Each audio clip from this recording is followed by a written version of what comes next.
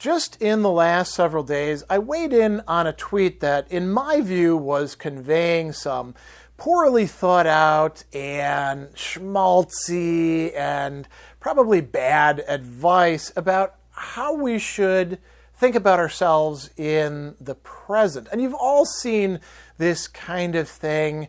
In this case, it was somebody talking about how he was in politics and when he got into it when he was 15, and we should evaluate ourselves from the perspective of our 15-year-old selves and what they would make of what we're doing. But you've seen these kind of things all over the place. It could be 15 years old, it could be 13 years old, it could be 8 years old, it could be, your 8th grade self, your kindergarten self, pick whatever you want. It's somebody from your childhood or your adolescence who is you.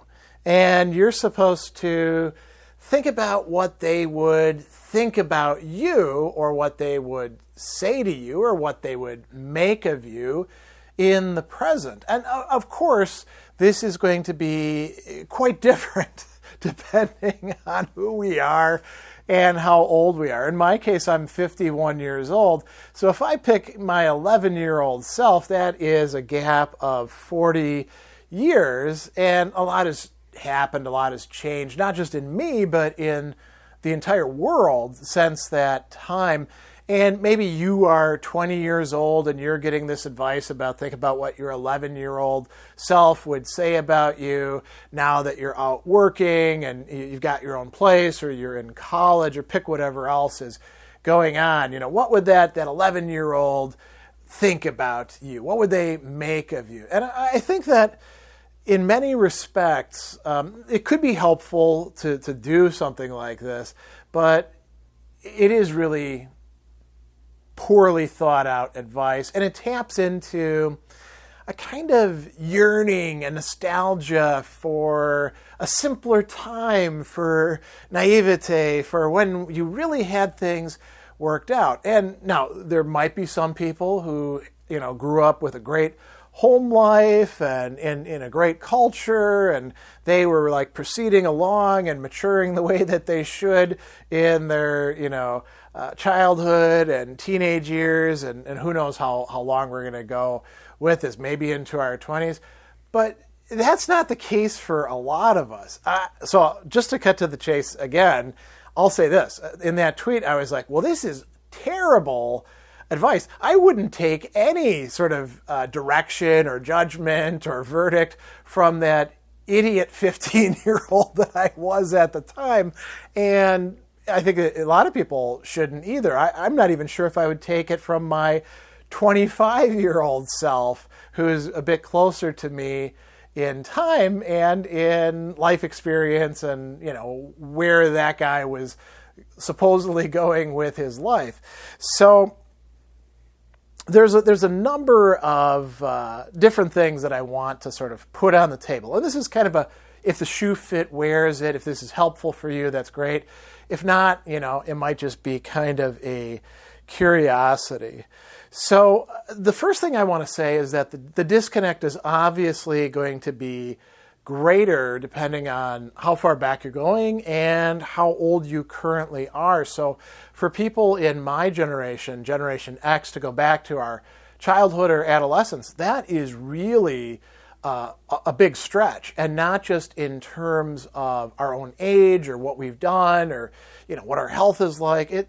Society has changed immensely since then. I mean, I remember when I was in high school, a lot of us didn't even think that we would finish high school because we anticipated being in a hot war with the Soviets and Warsaw Pact, and that we would get, drafted if the area wasn't, destroyed by nukes or something like that.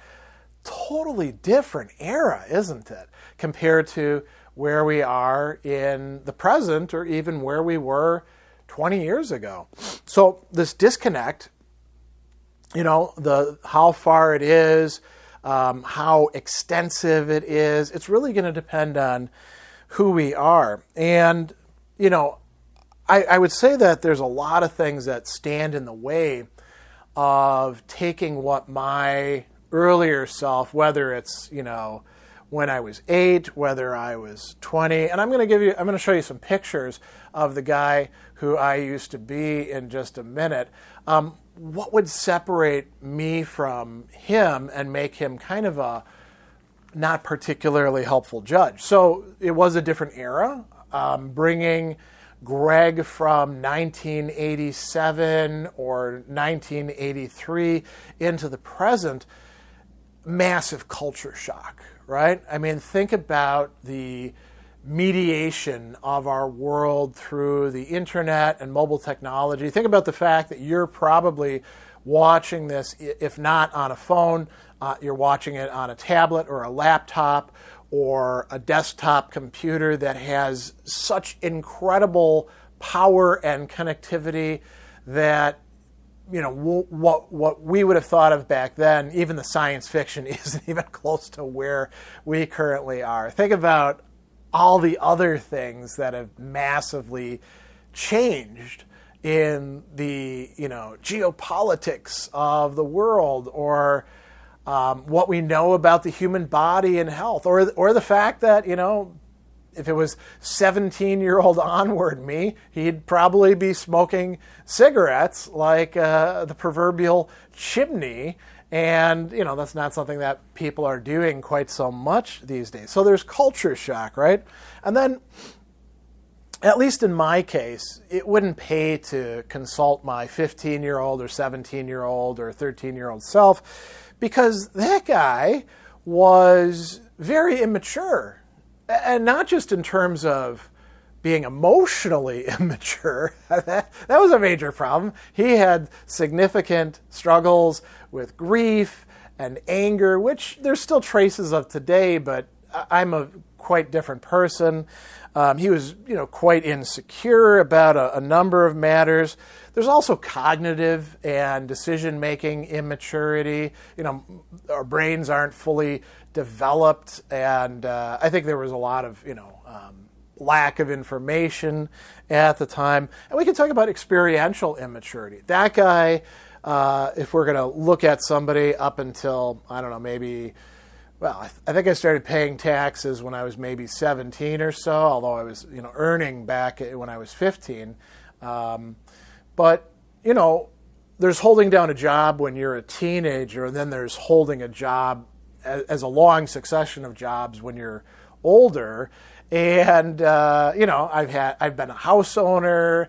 I've got kids that I've had to, you know, help raise and see through problems of their own. I'm married with, you know, a great spouse and all these sort of things. I've negotiated a whole bunch of health challenges. You know, we could go on and on and on. So that guy back then didn't know anything about those sort of matters, except what he saw adults going through. And he lived in a situation, essentially, of dependency, right? He lived in a family with a house that he could go to, or he was in the Army, and the Army was taking care of him. Or, you know, he went off to college and lived in the dorms, you know, school structured life and told him what to do from kindergarten on through 12th grade. He had jobs, but they were kind of menial jobs as well.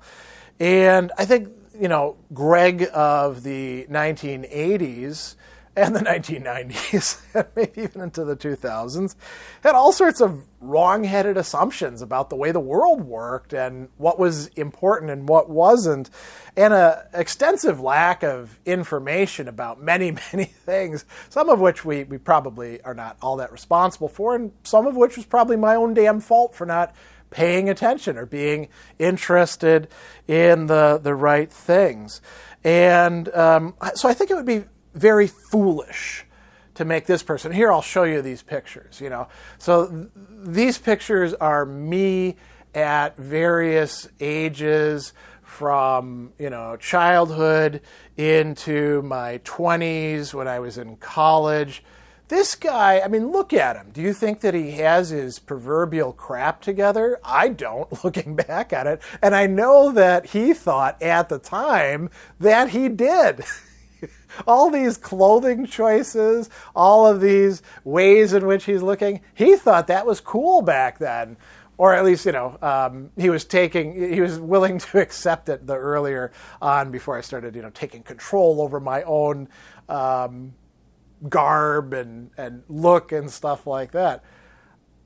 Why the hell would I rely on him for anything, And we could go on and on. So it's foolish to make that person, or really any other young person from that time perhaps, a judge, an arbiter, a critic, the person whose judgment we would value and say is more important than our own, or a iteration of ourselves closer in time.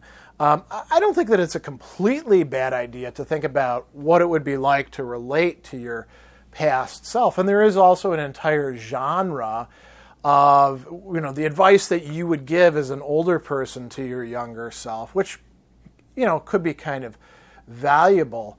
But, just to sort of like walk through this, what would my 13-year-old self or my 23-year-old self or my 18-year-old self, what would that guy actually make of who I am today? I think he would be totally confused. I mean, I had no intention when I was in high school of going to college, let alone going on to graduate school and becoming a professor, which I was for Ball State for 6 years, and then Fayetteville State University for another 3 years before I left that job and moved up to New York to marry my now wife and began adjuncting.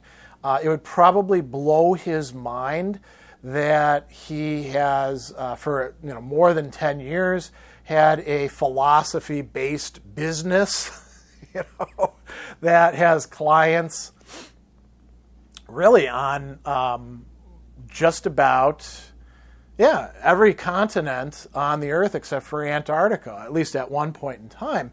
So, what would he make of me? What would, he'd probably look at me and said, well, you got fat. That's not great. And look at how old you are, but your hair is longer than I ever managed to get my hair. And wow, your beard actually came in, and things along those lines. You've written, a book and edited a book, and you've got a whole bunch of articles and book chapters and encyclopedia entries, and you've published over 2,000 videos and a whole bunch of podcast episodes. Who the hell is this guy? I think he would be quite befuddled. I don't know that he would actually be able to give me much helpful advice about where I am or what I should do or what activities I should prioritize and which I should downplay. And this is not to say that we shouldn't try to think about how we would relate ourselves to our earlier versions of ourselves, but I don't think we should romanticize youth. I don't think we should say, that person was more squared away. That person, had the right values, and maybe I've lost my way. I mean, that could be the case for some of you who are watching this. That sure as hell is not the case for me.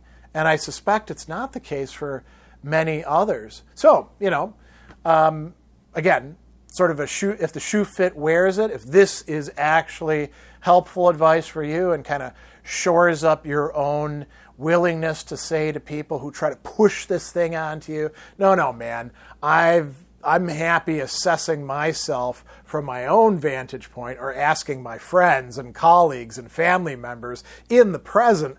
I don't need to go back to 1985 or earlier or around that time to bring up some memory of a person who is probably mostly made up, an earlier version of myself. I don't need to do that because I can figure things out and assess them here in the present.